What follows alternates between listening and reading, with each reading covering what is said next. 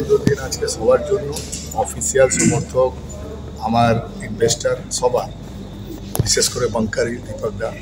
আজকে যে এই যে আইএসএল জায়গায় এর মধ্যে যদি অরূপ দাকে বা ক্রীড়ামন্ত্রীকে বাদ দেওয়া যায় তাহলে আমার মনে হয় ঠিক হবে না।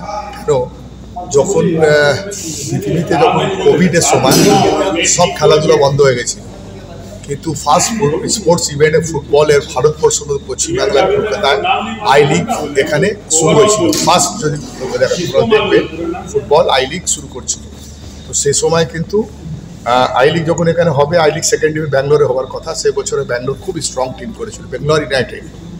তো আমাদের এখানে সে সময় আমাদের কমিটি মেম্বার কমার দা সবাই আমরা ক্রীড়ামন্ত্রীর কাছে আমরা আবেদন করলাম। ক্রীড়ামন্ত্রী নিজে বললো না, যদি আই লিগ 1 এখানে হবে, আই লিগ 2 এখানে করাতে হবে, নাহলে আমি আই লিগ 1 করতে দেবো না, আমি করবো না।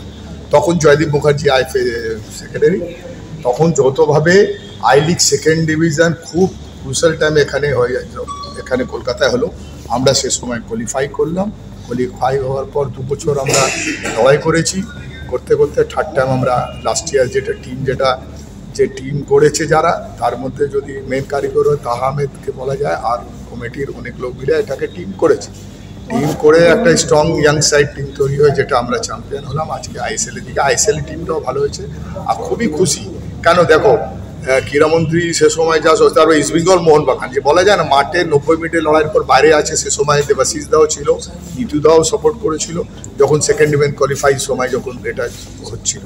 তো আজকে এখানে 3 বড় ক্লাব, 3 প্রধান, আমার 90 মিনিট আমরা সব জায়গায় বলে মানুষ, কিন্তু একটা জায়গা সবাইকে কাছে আমরা পেয়েছি। তার সাথে আমরা রাজ্য সরকারের যে ক্রীড়ামন্ত্রী ওনারও সাহায্য সহযোগিতা পেয়েছি, যে আজকে ওভারঅল যেটা মিলে আজকে আমরা এই জায়গাটা আজকে আছি, আমরা খুব খুশি। আজকে প্লেয়ারদের থাকা খাওয়া সব কিছু, মাঠের পরিমাণে সব কিছু, মানে নিজে হাতে দায়িত্ব নিয়ে অনেক কিছু সামলেছো। এই যে যখন আইএসএলে তোমরা খেলছো, আজকে অফিসিয়ালি অ্যানাউন্স হয়ে গেল, তোমার কাছে এটা কতটা মানে একটা?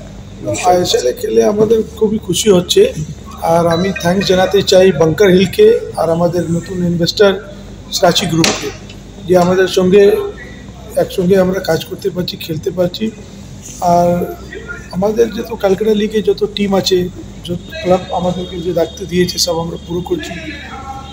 ক্যালকাটা লিগ এখন শেষ হতে যাচ্ছে, নতুন সিজন চালু হতে যাচ্ছে আইএসএল, আমরা এর মধ্যে লেগে যাব। আমরা ক্লাব আমাদেরকে যা সেকশন দেবে,